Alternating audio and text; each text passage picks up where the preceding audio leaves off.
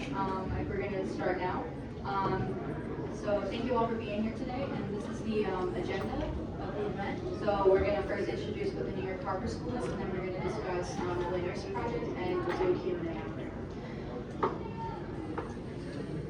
So thank you all for being here today and choosing to attend our side event. My name is Julia Forzella, and I'm pleased to introduce and represent the Urban Assembly New York Harbor School on Governor Island. The New York Harbor School is a public career technical education, or CTE, high school. Students can apply to the Harbor School as an 8th grade student and rank it out of a list of 12 schools, just like any other public New York City high school. Governor's Island is a 172-acre island in the heart of New York Harbor. It's only 800 yards from Lower Manhattan and even closer to Brooklyn. Governor's Island is the epicenter of New York City's commitment to addressing climate change now and in the future. Not only with the New York Harbor School, but with not-for-profit organizations like the Billion Oyster Project. The New York Harbor School directly connects the Sustainable Development Goals to youth education, preparing a new generation for positive and constructive sustainably developed jobs. The New York Harbor School is comprised of 7 CTE programs. Each one of these 7 CTE programs is maritime-based. I'm representing the Marine Biology Research Program. You will hear from each one of these programs from a student in that program or from an administrator on their behalf. You will also be hearing from extras from the Billion Oyster Project. The Marine Biology Research Program, or the MBRP's aim, is to jumpstart students into core marine science topics by employing hands-on problem-based learning strategies. Our work directly relates to multiple factions of the Sustainable Development Goals, or SDGs.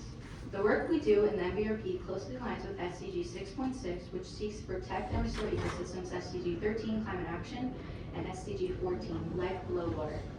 We have worked on monitoring the New York Harbor for a number of indicators. The New York Harbor is part of the Hudson Marine Estuary, which is fresh and salt water. Therefore, the water is brackish. We test for microplastics and plankton often. This is extremely important to measure, as we all know microplastics are unsafe for waterways. As for plankton, well, many people call trees the lungs of the land. Plankton are the lungs of the ocean. Microscopically small, plankton depend on their sheer numbers to transfer 9 billion metric tons of carbon from the sky to the ocean depths, the weight of more than 5 million blue whales.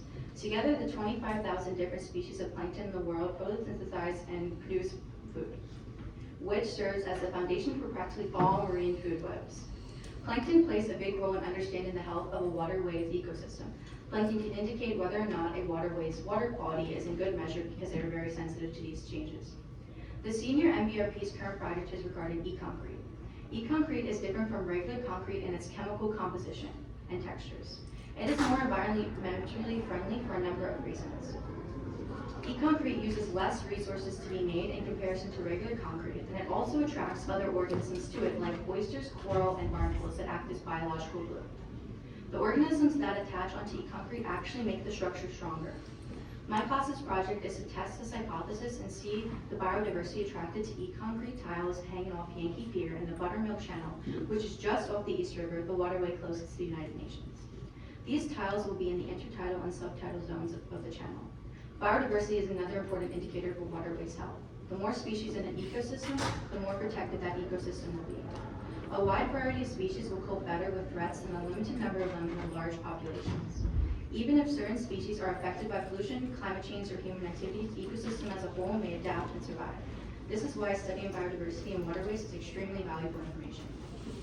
Learning things like this, along with conducting real research projects in high schools, is something that a lot of people don't do. Considering schools that focus on these careers where environmental futures are considered specialized is where the problem really lies. We can see our world change in a more positive light if we were to have this unique education implemented in more and more ways for the youth. The youth are our future. Without them, nothing really means anything. If we put our focus on educating the youth on solutions to implement sustainable development goals further, then perhaps more change will be evident.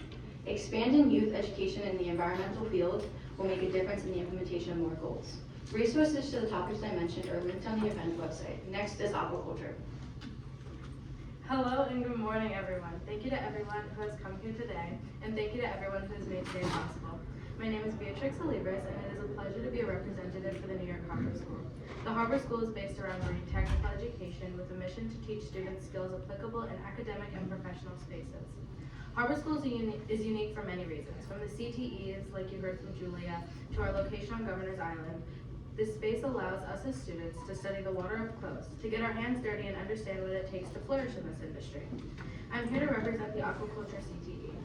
Aquaculture is essentially the breeding, raising, and harvesting of fish, finfish, shellfish, and other aquatic organisms.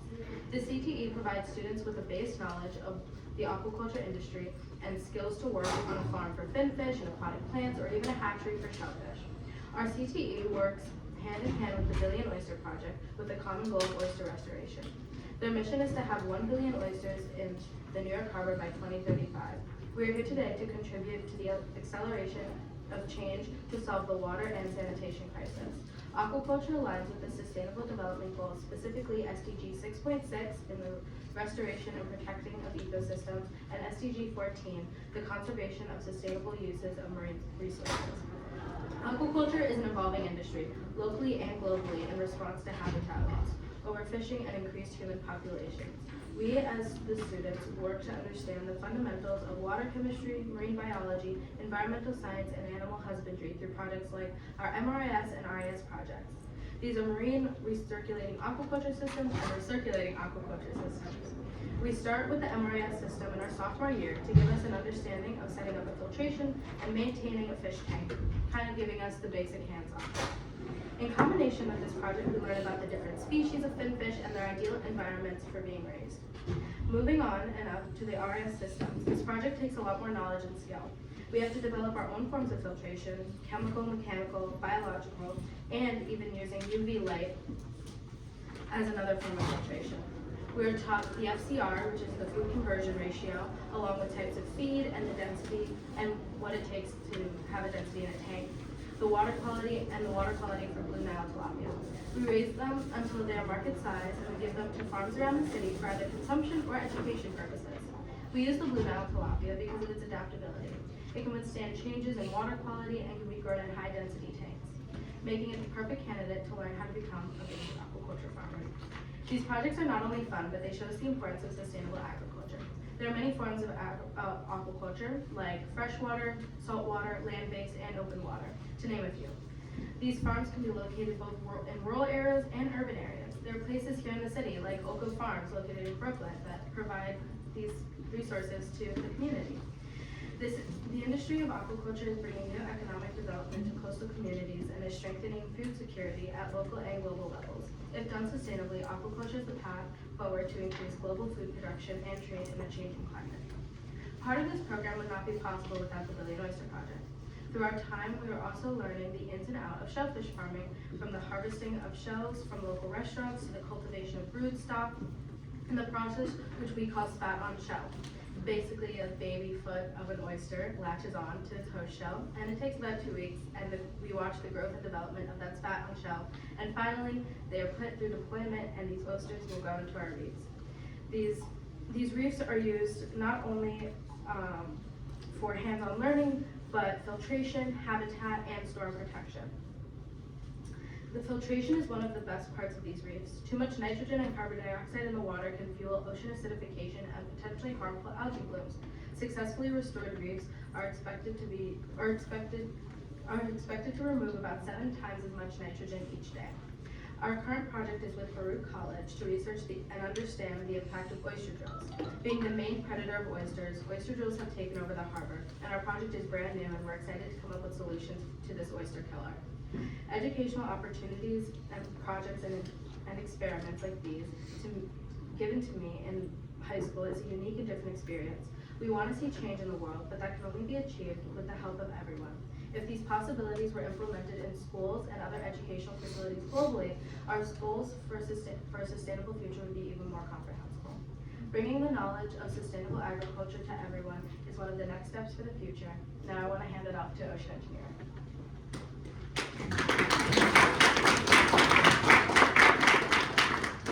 My name is Edwin Robles. I'm a senior in the Urban Assembly New York Harbor School. I'm pleased to be here with you all today, speaking on behalf of my CTE, Ocean Engineering. I'm a stakeholder for the Water Conference for several reasons. I, like many of my peers, am dedicated to mitigating climate change and protecting biodiversity for future generations. We make efforts towards maintaining the environment and community through our learning efforts. Ocean engineering focuses on a technical point of view. We find innovative solutions while keeping sustainability and clean energy in mind. Our work for the past 3 years has been focused on integrating math, science, and engineering to reach out and work with other organizations that seek to restore the ecosystem. We use our experience with Onshape, a 3D modeling software, to acquire and configure materials as a cheaper alternative to maintaining our set budget while still creating our envisioned project. Our ocean engineering teacher, Rick, has allowed us to apply the knowledge we had with the 3D modeling and coding in an underwater ROV competition. The main idea for this project was to create a remotely operated vehicle that could combat climate change and support clean energy, all while monitoring ocean health. The ROV would be controlled via an extended LAN cable, a conductor connecting devices in the local area. This cable would then connect the ROV directly to a laptop, whose code typed by us would be piloted by a configured controller.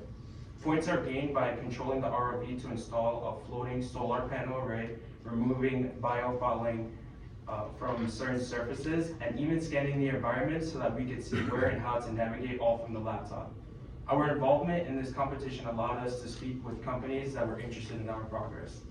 We were later able to get in contact with an organization called Edison Choose Offshore, ECO for short. ECO was looking for students like us to recruit for the developing field of offshore wind farms and clean energy. This development would support the transition between fossil fuels and oils to clean energy, decreasing greenhouse gases and in turn bettering our water. The staff at ECO spoke with the students in our class regarding the opportunities that we could pursue after high school. We would be able to take a 2-week summer internship that would include training on piloting their highly specialized vessels, each having a designated purpose. The vessels that we would be training towards could accomplish a variety of tasks, such as towing and supplying massive deepwater rigs, delivering crew and cargo in a short amount of time, and even responding to oil spills. As our focus shifted towards finding innovative solutions, our problems with our community, 2 projects stood out. Our final project of the year entails supporting the community, and many of our solutions include or involves clean energy. We were each given the resources to create groups or even work independently to brainstorm an innovative approach to this project. One student, Thomas, took advantage of the developing clean energy technologies. Flexible solar panels had recently skyrocketed in efficiency between 2010 and 2015. He envisioned portable solar panels that would be able to latch onto the back of a backpack and charge a battery on the go, allowing for an eco-friendly solution. Another group of students brainstormed a variable weight float.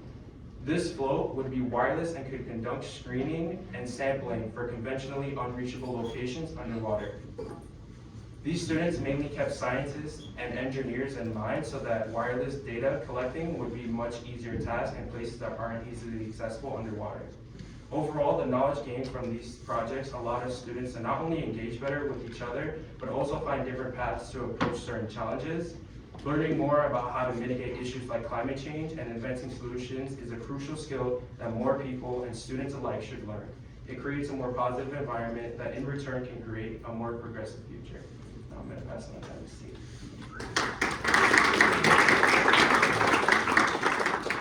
Good morning, everyone. My name is Jeff Shiturko. I'm the principal of this school and with these fabulous students that are here. I really appreciate you guys coming out here today to listen to the youth's perspective. As you can tell, I'm not one of the youths. You can tell by the gray hairs that they have all given me. So just, I noticed that some people were coming in here, and just to recap, what we're doing right now is that we're going through the 7 different career and technical education programs that we have at the Urban Assembly New York Harbor School, located on Governor's Island. So we are located at Governor's Island. We're a school of 500 students. We are expanding to 1,000. So, as the New York City Department of Education is actually losing the number of students within our system, our school is actually doubling in size, which I think proves that we're doing some good work out there on Governor's Island. And so these students are speaking to the 7 different career and technical education pathways that we represent. One of the students was unfortunately not able to make it due to security reasons. Right? So they couldn't get through. So I'm going to read the part that Angel wrote for Marine System Technology, which is one of the 7 programs. and then the other 6 are represented here. And we look forward to answering your questions towards the end, and we also look forward to speaking more about what Billion Oyster Project does for our students and what it does to support the environment in the work that they do in the New York Harbor. So, this was written by Angel, and he is a marine system technology student, and marine system technology at our school is broken up into welding and engineering. So, thank you for your time. I'm pleased to be here today to be speaking on behalf of Marine System Technology, CTE, which is composed of 2 programs, engineering and welding, and how MST is developing with the UN Sustainability Development Goal 13, climate action. Safety, respect, and hard working are the basic components that represent the entirety of MST. We pride ourselves in teaching students all the basics and more in working in a welding and engineering shop, an experience that most people don't get until later in life, which we give to students right in high school. Our #1 priority over anything is the safety of our students and those around us, as well as keeping our work environment and our natural environment as clean as possible. The first thing we teach students in the workshops is to be safe in the shop and take care of it and those around you. Those who cannot keep up to those standards are given many chances, but unfortunately we must let them go for the safety of everyone. We find them a new home. Fortunately, for the most part, our students are fast learners and understand the importance of safety. MST is currently split into 2 separate groups. Those would be engineering and those who do welding. On the engineering side, we learn how to maintain and repair outboard engines. We also learn how to do woodworking and learn all the basics of power tools and hand tools to cut and shape wood. Recently, we started working with electrical repair on small motors used in a senior project. On the engineering side, our CTE makes sure that everything we do is as environmentally friendly as possible. We don't believe in such thing called trash wood. Every piece of wood that we have in our shop is used or recycled. Each piece of wood is either used in other projects as fuel for our grill when we cook, or used for composting. On the engineering side, we are always trying our best to keep up with all the protocols provided by the school to keep our harbor and environment around us as clean as possible. The wood is also used in an after-school program, which is not directly connected to MST engineering, but comes very close to it. It's the after-school boat building club. This club follows the same rule as the CTE as a no woodish trash wood. Students of all grades in CTE participate in building a boat in the engineering shop. Now let's jump over to the other side of MST, the ironworking side. On the side of MST, we teach students how to work on shielded metal arc welding, or SMAW for short, a form of welding that works when an arc between a covered electrode and a weld tool is used to accomplish a weld. As the welder steadily feeds the covered electrode in the weld pool, the decomposition of the covering evolves into gases that shield the pool. We also teach students how to properly and safely work on angle grinder. We provide We also help students get into many unions around the city and country. Compared to many of our other CTEs, you would believe that this would be the least environmentally friendly, being that we use many different types of glass in welding, cutting, and or forging, but that would be wrong. The MST welding side tries its absolute best to try to provide a safe and clean welding process as possible, having many vacuum filters, takes in all the fumes and filters them out as much as possible for you to leave the classroom. Just like the engineering side of MST, welding never lets any piece of metal leak into waste. When students throw pieces that they no longer have use for in our scrap pile, we take them and use them to teach incoming students how to weld. These pieces have no longer any use in a major project, so it's perfectly fine the first time it messes up welding. Incoming students use these scraps to learn. The MST welding side provides an after-school program called Harbor Iron Works, allowing students from all grades and CTEs to learn how to weld and or cut. Most of the time they learn using these scrap pieces. MST on both sides is always trying its best to close the ever-growing demand that the world has for skilled workers. We allow all students the opportunity to grow as individuals and as shop workers. We also try our best to help with the fight against climate change and lessen our impact on the environment. In a world that has increasingly demand for engineers and welders, it's important to have environmental conscious individuals leading the effort for a better future for us all.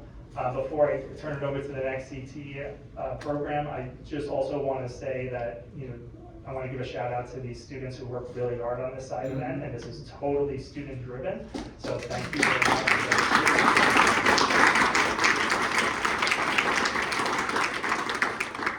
And I also, about our school, we are a 100% public school. A lot of times, people come to our school, they see our resources, they see the unique location of the school being on Governor's Island, and they think either we're a charter school, a private school, or something along those lines. We are 100% public school, and the mission of the school is to provide students from New York City to get into maritime field. We understand that, right now, there isn't a ton of diversity in the maritime industry, and so one of the things that we're working towards is providing that diversity. And so we are actually part of a diversity plan with the New York City Department of Education, where 70% of our incoming students qualify for free or reduced lunch, meaning that they are labeled as economically disadvantaged students from the 5 boroughs, so all 5 boroughs. And so just wanted to give a little bit more of a background and context for our school, and I'm happy to pass it on to Vessel Operations. Hi, good morning. My name is Haley Reyes. I'm a senior in Vessel Operations program. I'm pleased to be speaking here on behalf of my CTE Vessel Operations. I am honored to be speaking today on how my CTE helps New York waters stay clean and safe. I am a stakeholder in this conference to show the different ways to help keep the oceans clean and safe, whether on the boat, on the ocean, or on land. Just picking up your piece of trash could help in many ways. I'm also here to show how boaters could also be sustainable and still be on boats. There's this misconception that most trash and most water pollution is from boats, such as lines, buoys, tenders, and a lot more things that could prevent water from staying clean. In my Vessel Operations program, we always talk about how we keep our waters clean and safe. We view videos on how to properly take care of the boat so that we aren't causing any water pollution. Every sophomore year, we go through lessons on how we can properly help the harbor, whether it's helping our classmates deploy oysters at the harbor, cleaning up debris from the water, or even cleaning our docks of any washed up garbage. We show and we learn how there's a difference between what me and my classmate call e-trash, which is economical trash, or environmental trash, where you could throw it back in the water and it would be okay, such as wood, leaves, or anything that comes from the environment. And the difference between man-made trash, like plastic bottles and even needles. We also learn how to collaborate with others to help our waters in a significant impact. We work with CTEs like aquaculture, where we help deploy oysters by driving them to places in the harbor that need most help. Tossing the oysters in. We help diving, help monitor the oysters, and even marine biology get water samples. By helping other CTEs based on health of water, we can see how important it is to keep our harbor safe. During our summers, we collaborate with all classes, all sophomores, juniors, and seniors, to take extra care of our waters when the school is on their summer break. We are always somehow focused on how to protect our waters, even when it's just a simple boat ride or riding with another CTE. We look out for any debris to take out if it makes an impact on the environment or even just hurts our boats. In the classroom, we have lessons on how to keep safe in the waters. We can be taking debris out of the water so that we go through the waters without struggles. We can also learn how to keep the waters clean from our own boats, like oil spills and maybe happen from the oil in the boat or on the boat, as well as diesel. We use simple things like oil absorbents to prevent oil from dripping anywhere or from getting away. Sometimes, as most of you may know, boats carry a lot of oils, and when oil is poured onto the boats and the boat is still in the water, most times the oil will spill onto the water. Easy ways that we can help is by taking cloths and dripping them into the water to absorb the oil back up, Or we also learn how to use oil kits in case of stumbling upon a big oil spill underway on the boat. We are trained to keep the waters protected wherever we are or whatever we are doing. When working with programs like the Coast Guard, they show us how bigger operations like them, the police department, or even the fire department help. They show us their protocol if there's a problem that may affect our local waters. In the classroom, we show ways that you can be sustainable in the boating industry. Most boaters don't understand how big of an impact boats make in water. They don't see it as a problem, whether the boat hurts a sea animal, trash flies off their boat, or even if oil spills from their boat. Every day in the harbor, we see great effect boats have on the environment. We see such things as line, buoys, fire buckets, even fenders wash up on the shores of the island. With the help of after-school programs like SEALs, we help clean up messes made by boaters. We also see messes made by people on land like chip bags, needles, styrofoam, and loads of water bottles. In the harbor school, we are fighting in multiple ways to clean our waters, even if it's just one bottle at a time. We also find ways to teach new generations on what is and is not sustainable for our waters. We teach them on how we as boaters can help protect our environment from ourselves and from others. Every year we host a waterfront club after school to teach even kids who aren't interested in boats how fun it can be and how we still stay safe. We hope that for years to come, there will be many more kids interested in having the knowledge on how to stay safe and keep the water safe, even while having fun on our vessels like ours. Thank you.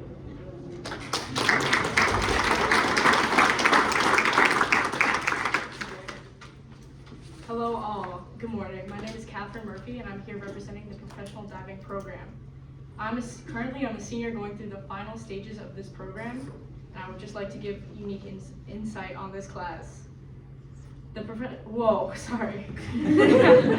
New York Harbor School's professional diving program is the only certified program of its kind in the United States, training high school students as practical divers while putting them to work underwater. Students work with environmental restoration efforts like Billion Oyster Project.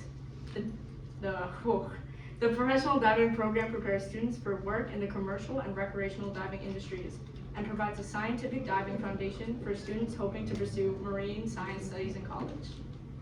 The overall goal that students work towards is the restoration of New York Harbor through oyster restoration. New York Harbor School works side by side with Billion Oyster Project, an organization hoping to restore the quality of New York's waterways through the use of oyster filtration. Students have the opportunity to load the seedlings of future oyster reefs into the harbor. This small act is just a step towards helping waterways that we live around. Oysters can filter up to 50 gallons of water a day. These organisms help the water that has been polluted by human waste and the consumption. It's a complete unique thing to see that these oysters are helping the water that we've been polluting. And oysters have been almost extracted out of New York Harbor.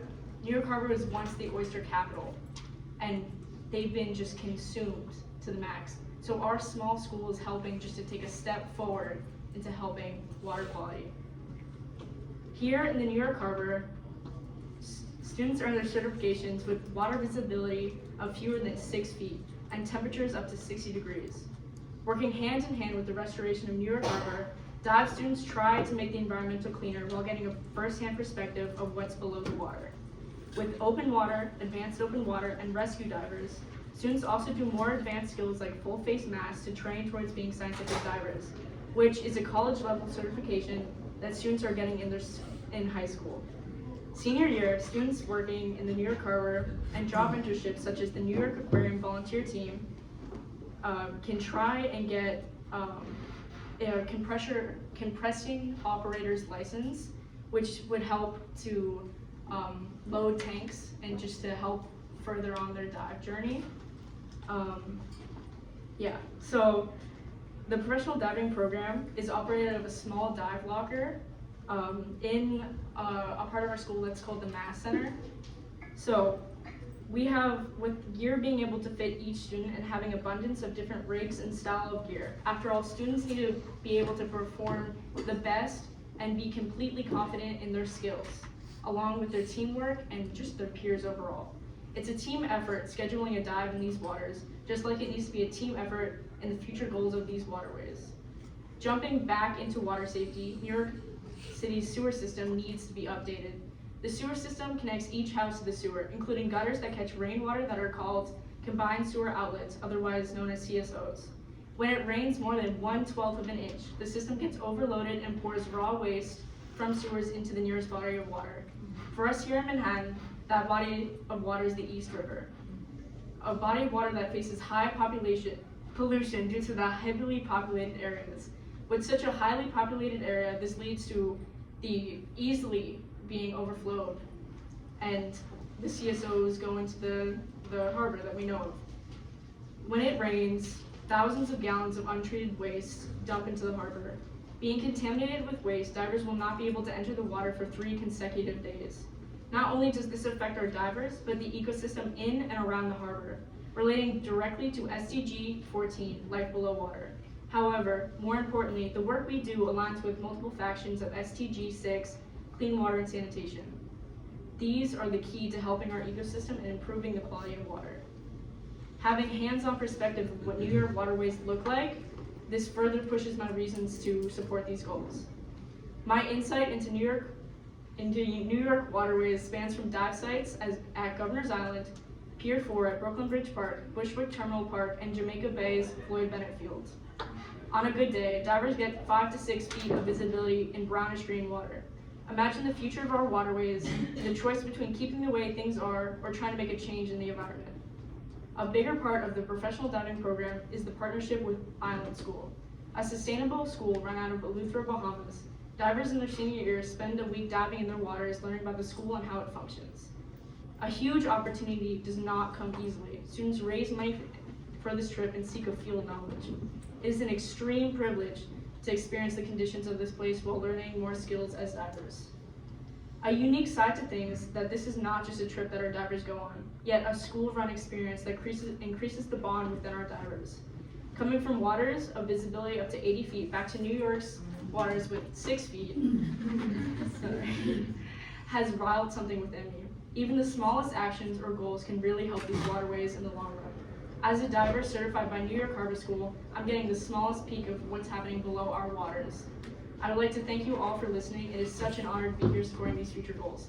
I would like to introduce Marine Affairs and Policy.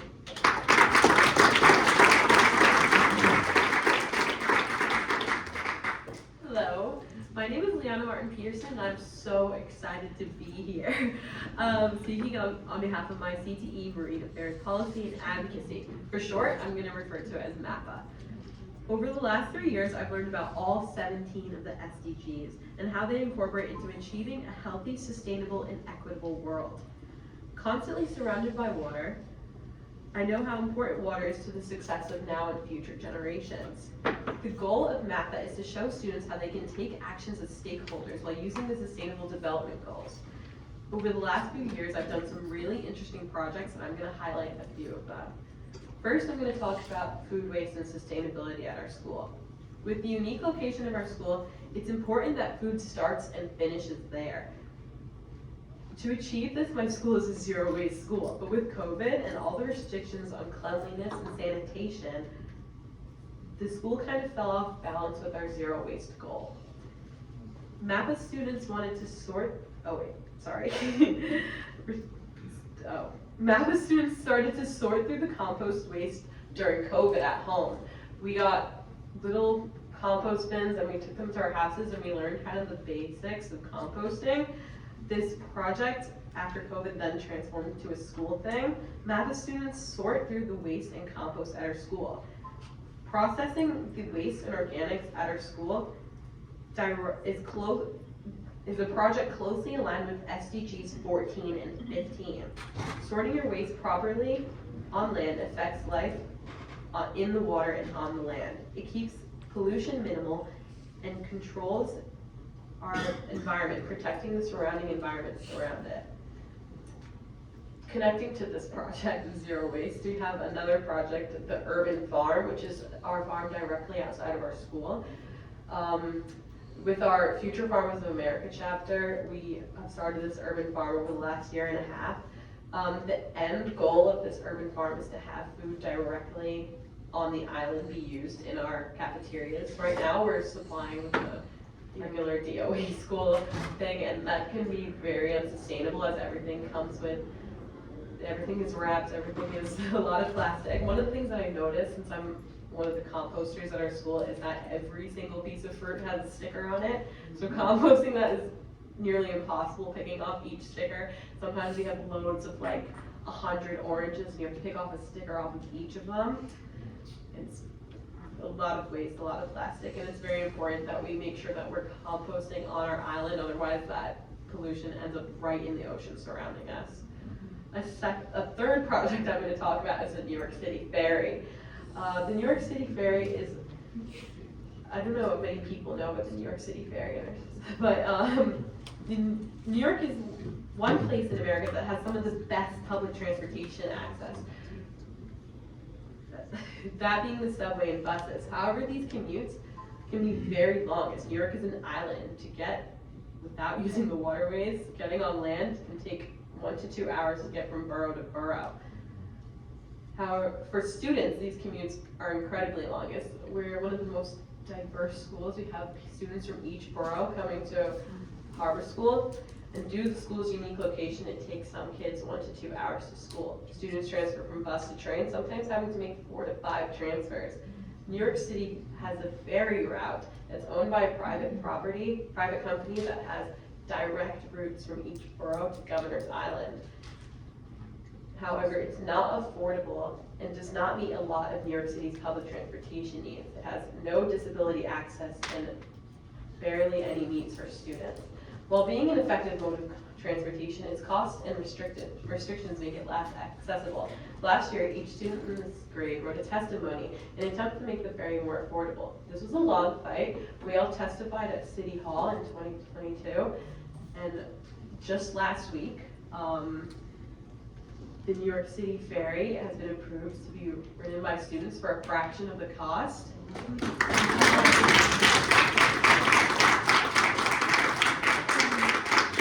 Students from my CTE were there with a lot of signs. I didn't actually get to take pictures from that event here because I was not there.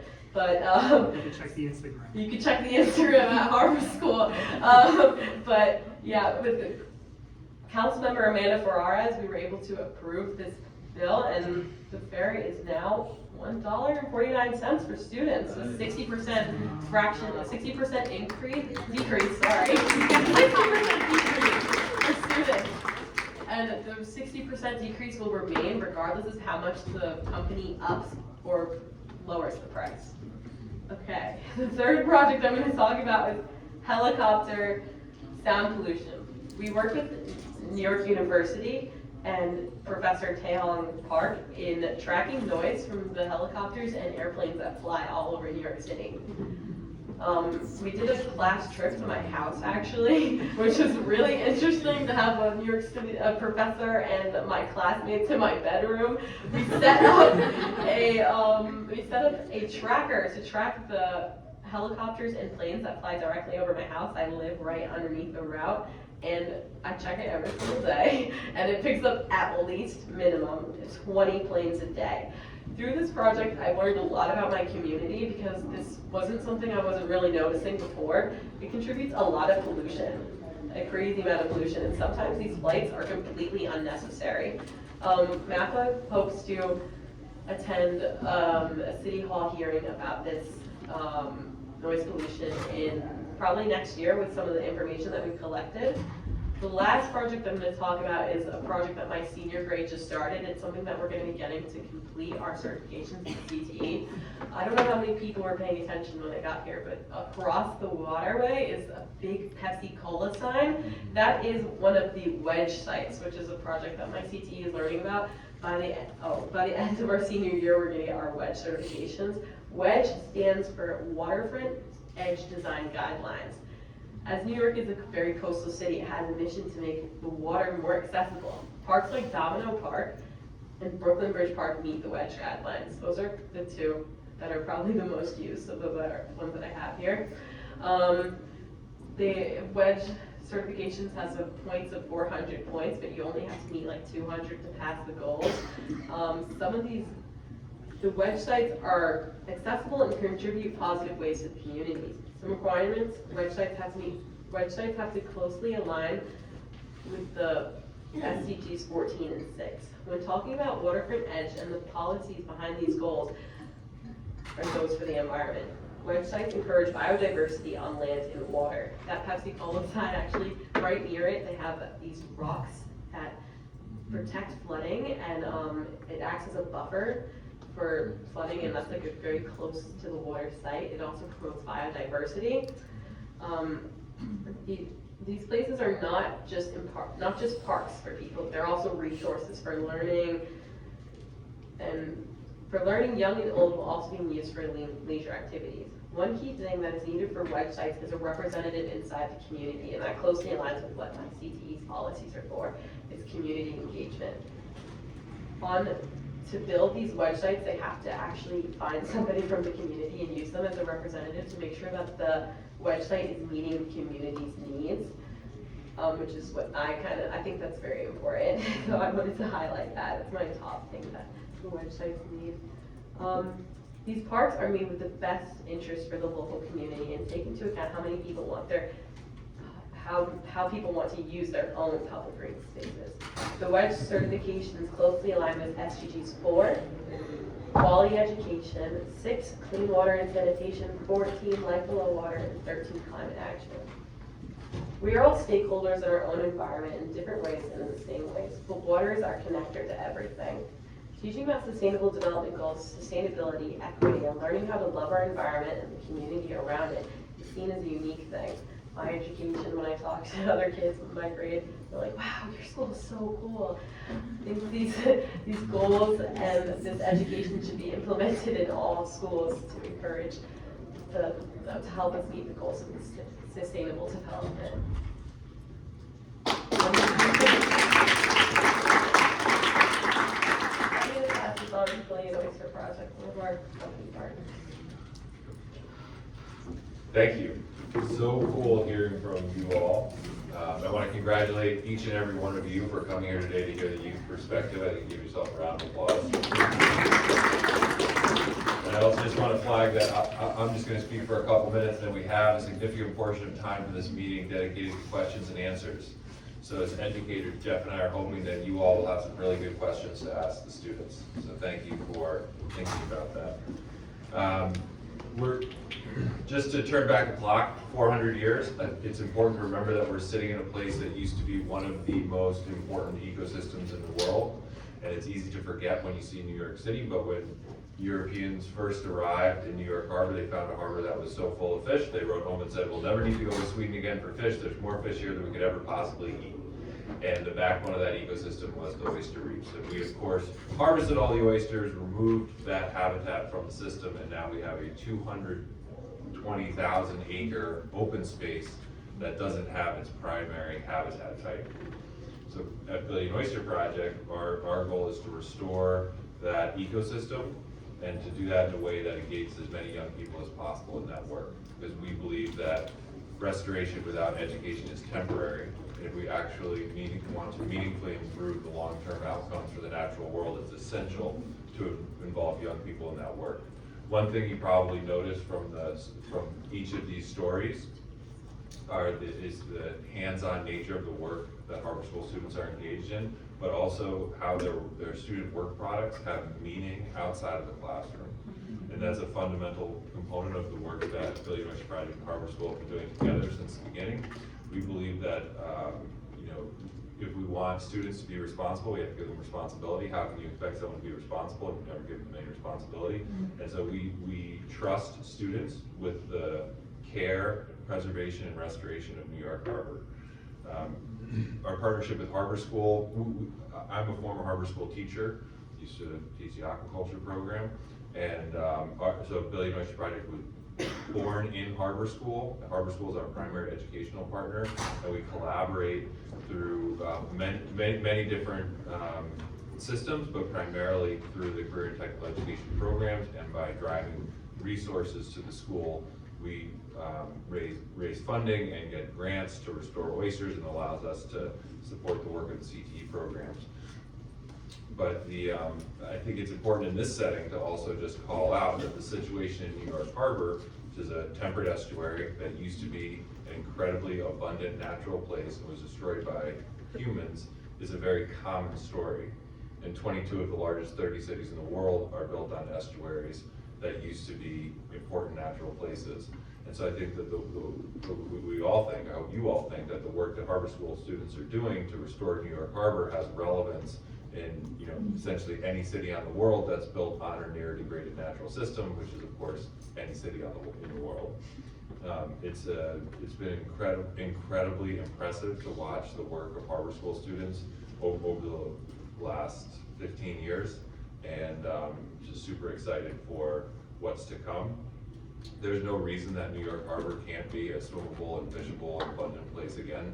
The water quality, despite the CSOs, is swimmable and fishable most days of the year, and the animals are coming back. Since the passage of the 1972 Clean Water Act, we see a much cleaner harbor, and New York Harbor is one of the few places in the Northeast where you can see high density of nesting pairs of ospreys and great blue herons. You see dolphins occasionally, seals, seahorses in our oyster cages, and finding ways to connect people to that environment and change the perspective we have as New Yorkers and how we relate to the open space in New York City is critical to supporting that ecosystem. In addition to our work with Harbor School, we work with other public schools throughout the city, designing curricula that's focused on oyster restoration in New York Harbor, and also working to build connections between middle schools all over the city to New York Harbor School. Super excited to be here, really impressed with these students, and I'm eager to hear all of your questions that you have for the students here today. Thank you very much.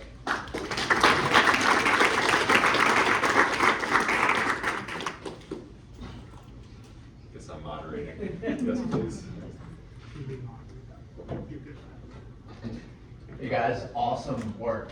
Seriously, you can tell how much time and energy went into you preparing that. Really impressive. Also, my name is Thomas, and I'm a born and raised city kid. Grew up in Washington Heights, and went to Beacon Public School as well in New York. So I wish that we had the programs you guys have. So I think for me, one of my questions as a city kid is I know that there's this new hub being built on Governor's Island, right? I think CUNY and a lot of other schools have sort of applied to be academic partners. I'm curious what your roles have been in that project. And I hope that you guys have been involved in the strategy and thinking about what that means. But I'm curious what it has been, what you might have hoped it would have been, if it's not everything you hoped for. And maybe using that as a case study for how you guys would want to be involved in projects like that moving forward. And congratulations again on the work. Okay, so Julie and I are gonna answer this question together. We went to, what is it, I'm gonna say like a meet with Northeastern University. They're posing a climate center on Governor's Island. What? Look in. Yeah, in the summer, we went to speak to them about, well, they're still trying to figure out who was actually gonna be awarded the center. So we did a workshop with Northeastern to just give them our perspective. And do you wanna add what your thoughts? My perspective? From my perspective, I actually do not think it's a good idea to have all these things on Governor's Island. It will just probably go against all of the SDGs and make Governor's Island not as sustainable. It's one, not an accessible place at all. The ferries is like newly passed, the new ferries, like a lot of new ways to get there are just now beginning. So one, putting an education center for people in a very inaccessible place is not the best move in my opinion. I do think it's an interesting idea, and I do see Governor's Island as the epicenter for climate change in New York, as we have a lot of goals to meet. I think it's zero waste, zero emissions by 2050. And I guess this could be one way to meet that goal, but I do think it's kind of counterproductive. I'm just gonna add to that. So yeah, we've been in communication with all of the proposals. And, we've also tried to stay out of it for political reasons, not have any favorites or anything along those lines. So we've been working with different schools of thought in that RFP process. All we know is that whatever is decided, I believe it'll be decided hopefully soon, that we will continue to work with whatever school is awarded the climate center. And I think it presents for us, definitely, I'm not going against what our students said in terms of there are a lot of, questions that need to be answered and issues that are going to be raised by this. But at the same time, it may also provide opportunities for our students and for us to grow our program. I think one of the things I spoke earlier about our expansion, that we're doubling in size from 500 students to 1,000 students, from 2 buildings currently to 4 buildings, with a pool, a gymnasium, 4 science lab classes. All that is happening, and I think that also has something to do with the climate center coming here, coming to Governor's Island. And so I think for us as a community, it'll present a lot more opportunities. It'll present a lot more opportunities for the New York City public school system, because we at our school are not interested in just our students, but we're interested in the whole system, which is why we currently have a middle school out in Red Hook that we work very closely with. We personally feel that there should be elementary and middle feeder schools in each borough leading up to our school. And we're really looking to design a K-14 maritime program that we would be a part of course, but we're also in talks right now becoming a P-Tech school with SUNY Maritime and other SUNY and potentially CUNY schools around the area. So I think our 10-year plan of if we do this again in 10 years, it'll look a lot more different, but still have the same mission. Cool, thank you so much. And I hope you guys are involved as much as possible. Because I've heard more solutions in the last 45 minutes than I have in the last 48 hours. So, really great work, guys. Thank you.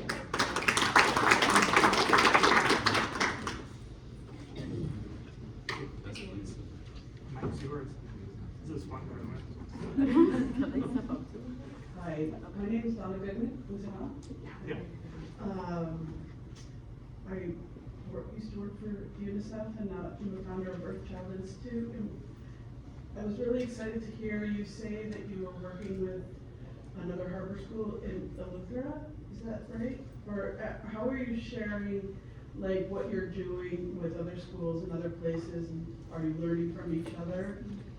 So they're 2 separate schools. It's 2 completely separate schools and programs. So what we do at Harbor School, it correlates what they do at Island School, which is in Bahamas or Eleuthera. They have a very advanced, a lot of resources that we can use there and improve our skills, but they are not connected in the way that I think you're thinking.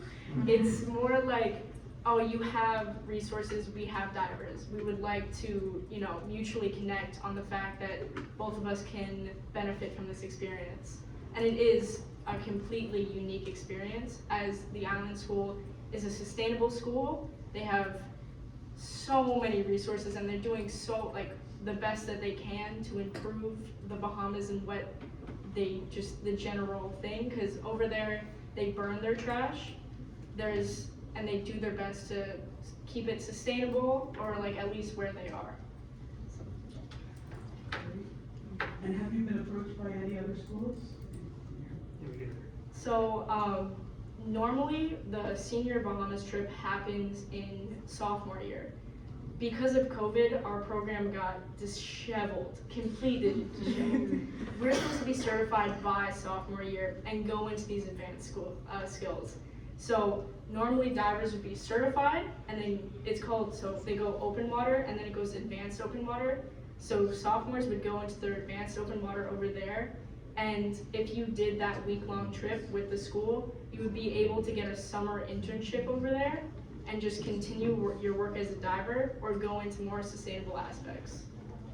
That's really cool. Thank you. And I just add, I know this is the youth perspective, sorry. But just to add that through the Billion Oyster Project, we're able to connect a lot with New York City public schools. So I think it was How many schools are you working with? 100? Okay, so I missed a couple of weeks of new schools, sorry. So about 100 schools that they're working with. So a lot of times the students will come out to our space and see our resources, see what we do, and bring back oyster cages, knowledge for their students. And so there's a lot of connections that are made through the schools within New York City public schools.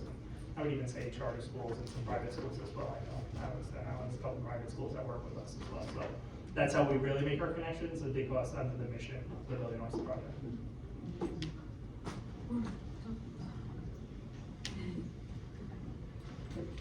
Hi, thanks again for your amazing work. My name is Sharda and I'm an educator. I have a question for the youth.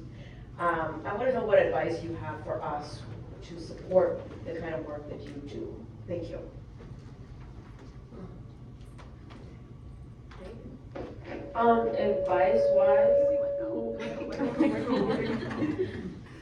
Advice-wise, I think personally as younger people, I feel like listening to the youth is a great advice. Most people should follow. We sat up here, like you guys heard us, talking about how we help in small, impactful ways. And I feel like listening to what we have to say would be a great start. Also, talking to higher ups in our school, or like making connections, like Jeff said, with other people that may have more knowledge on how to make bigger impacts would be a great way to make changes in the world. Okay, I want to add on to this. I think Pete said it also, is like, you can't expect someone to be responsible without giving them responsibilities. And I think a really special aspect about our school is the amount of responsibility each student is given within their CTE to fulfill their requirements for those skills and follow up. And like, we learn all these different things like writing grants, how to take water quality. I got certified for lab safety, and I can technically drive a boat in the water, even though that's not my CTE. Like in sophomore year, I was 14 when I got the safe boater's license. So I think these kinds of responsibilities given to us, like, has proven to be really resourceful, because here we are now able to advocate and voice what we want to see and what we want to do. And I think allowing the youth to be that voice, and like we always talk about, oh, the youth is the voice of the future, they're the future, they're the future. But I feel like I have yet to see the actual like voice be heard. So I think that's really important, but also like letting us do our work, because I think it's clear that we know what we're doing, and when given our materials, we can make something happen.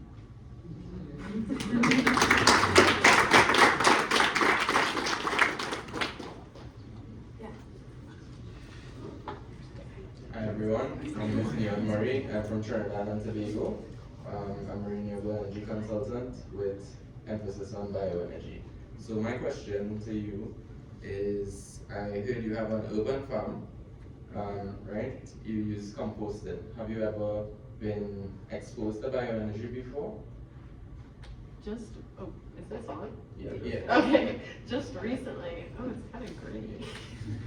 Just recently we have, so our compost actually makes like this gross concoction that comes out, and recently we kind of just been like dumping it out, but we just learned that I was talking to my teacher, because marine biology is another CT, and they're doing something with biofuel, and we're like dumping it out, and I was like, oh my god, like, is this not biofuel? Is this not biofuel?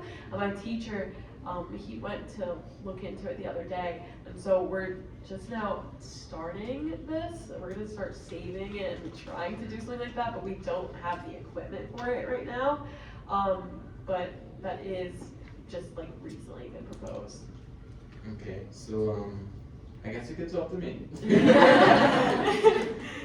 could talk after. Yes. Also, I have recently joined the Blue Planet Alliance. I'm a global youth ambassador, and this school is amazing. Coming from a Caribbean island, we didn't have this opportunity that you guys are having. So yeah, this is amazing. I can't believe that you all are sitting here and talking. You know, like way mature than, you know. Also, there was mention of solar panel array in bio, I think it's ocean engineering. Was there any more work on that? So this was a recent project, being our senior projects that we recently started on. The student had wanted to, he's been working hard on just making sure that he gets the right bolts and everything, just making sure that all the measurements are right. And he just had a vision, and he, like our teacher Rick, he just allowed us to make our own project with our senior projects. Thanks. So principal, I feel like we need to have a conversation as well, because back in Trinidad, when I attended the University of the West Indies, there is a master's program in renewable energy, and the founder of the program is Dr. Harak Singh. She is a good connection for you to bring renewables to school, honestly. Yeah. Yeah. Awesome.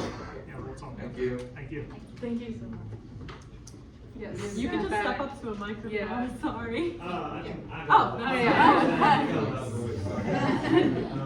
Alexander Miele. I'm finishing up my master's at Virginia Tech.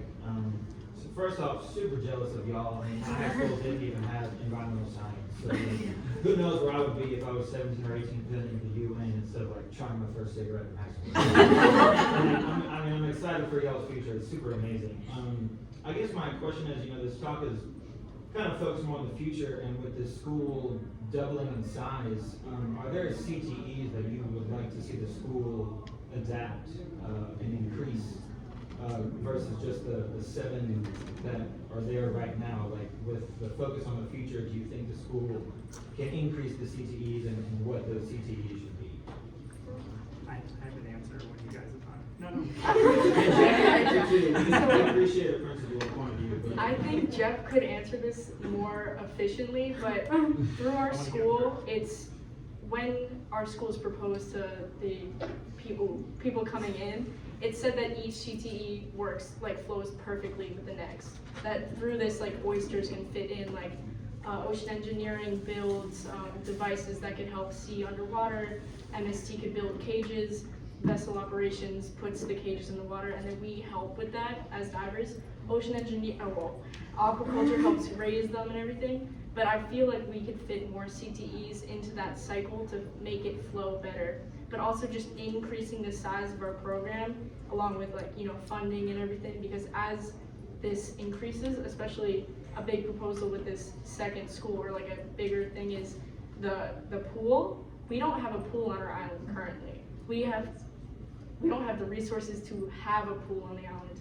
Divers have to go into Bushwick High to dive, or even BMCC. So just to have that flow kind of work better would, I don't know. Jeff. So, thank you. I mean, everything you said is right on. And in terms of, trying to find the new CTEs that we're going to be adding, offshore wind is, I think a no-brainer for us. And the other one is culinary. Because we have to feed ourselves when we're on boats, right? And so that's just something that we've really been interested in pursuing, those 2 CTE programs as we expand. Well, thank you. Folks, my name is Christina. I'm with the Ministry for Environment and Climate Change's Youth Council. You should all be so proud of yourselves, genuinely. I have 2 quick questions, and I'll pose both of them and let you think on them, whether administrators or students.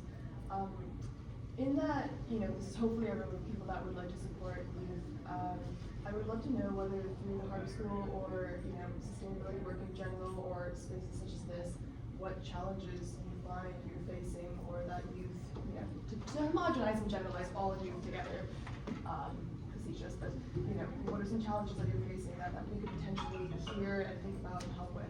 And then administratively, I'd really love to know what the development of the school was like in terms of staffing, funding, what the feasibility is of implementing it in other states, other countries. I know there's some parallel sustainability leadership schools that we have in Canada. I would just love to know what the process of that was, and what challenges you might see for developing similar schools.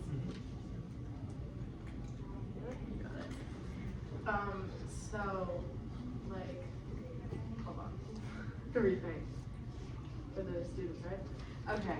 Challenges for us, I think, on behalf of MST, it is a very, there is a very big male population at our school, which clearly here we have a very good representation of our girls, but on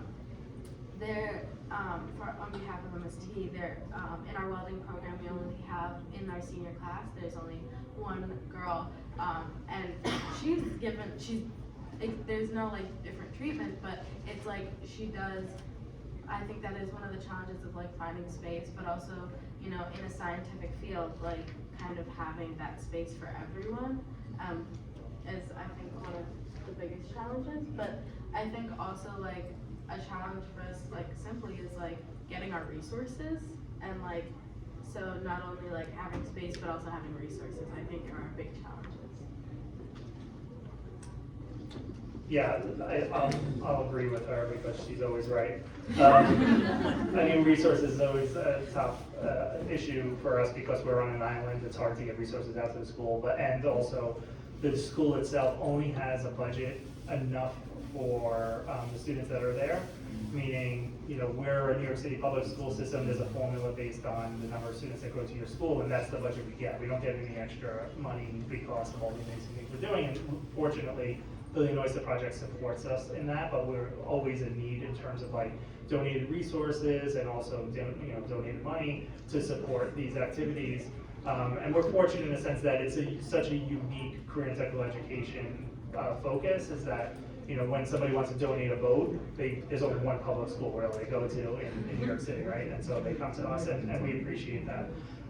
In terms of the question you asked around replicating this model to other schools, we constantly, all year round, have people come to our school site to see what we're doing. It's very exciting to see the possibility of what can happen in a New York City public school.